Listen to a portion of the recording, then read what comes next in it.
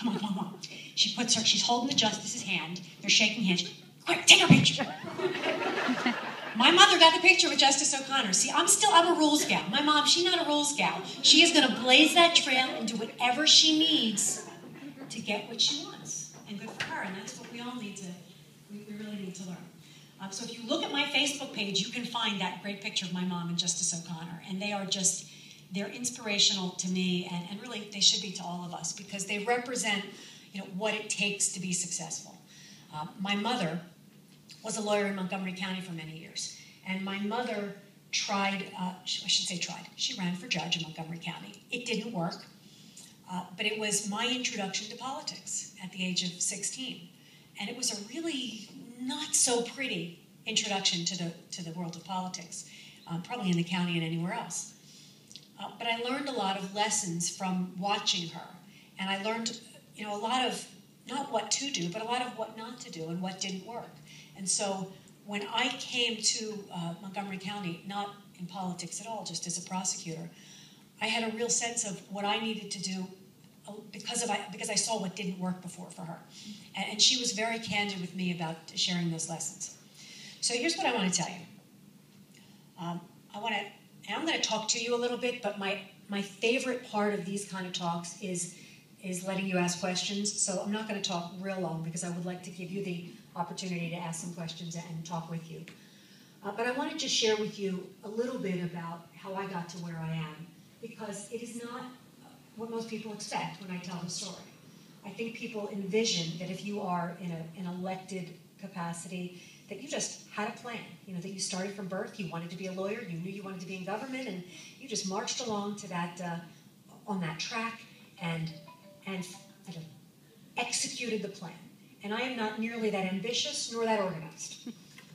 I came to Montgomery County in January of 1993 because I wanted to be a prosecutor. And I wanted to be a prosecutor because I had done all sorts of other things that weren't right. Not that they were bad, they weren't right for me. And I had worked different jobs. I had worked as a bartender and worked as a waitress and a receptionist in a recording studio. And that was not the best job. Cleaning up the ashtrays and the beer cans in the morning, not good. But good people. I had worked with my dad in the jewelry business, which actually was lovely, but I kind of had to feel it might not be for me. And then I made my way to law school at night. And I always figured that I was going to law school because I was going to get into the business realm. And I figured that I was going to run a huge company because that's what I was supposed to do. That was my ambition. I guess I do sort of, you see, I did have a plan. I didn't even think about that. And I got it. I'm running a different kind of big company. But I went to law school, and someone in my class told me about an internship with the United States Attorney's Office. And I thought, that just sounds cool. I will never do anything like this, so I should do that for the summer. And it was the summer of 1991 when I was getting married and in the middle of school, and I thought, this is just going to be great. I've never met a cop. I've never met a prosecutor. There's no one in my family in law enforcement. This is just a completely novel, crazy thing. Let me just do it for the summer. And I did. And I have to tell you that it was electric for me.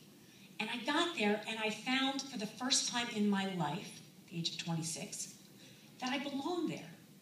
And I thought, this is what I'm supposed to do. And it finally made sense. Now, what that translates into, I have to tell you, was not so clear. But I knew that I wanted to be a prosecutor. And so for me, it was a complete left turn because I had been on this business path, and I just thought that's where I was headed. And I was just fine with that. And then I veered off. So I wanted to work as a prosecutor, and I figured, well, the biggest prosecutor's office is Philadelphia. I was living there at the time, even though I was from Montgomery County. So I applied to do my next summer at the Philadelphia DA's office. Well, I didn't get that job. I tried really hard, but I couldn't get that job. And I was finishing law school, and I applied for the job in the Philadelphia DA's office, and I couldn't get that job either. And I started to get a little dejected because I was getting lots of rejection letters from clerkships and things that I thought I wanted to do. And I'm thinking to myself, I really want to do this, but they don't seem to want me. And I still, by the way, have all those rejection letters. It's a great thing to save. But I started to think, all right, I want to do this thing. Where can I do it? And I'm from Montgomery County, and so kind of looked at home and I said to my parents, okay, we know anybody in Montgomery County? And so we kind of made the list, and I got very organized, and I was on this mission, because I was going to get a job in the Montgomery County DA's office, somehow. And I interviewed with DA Marino at the time. It was about October of 1992.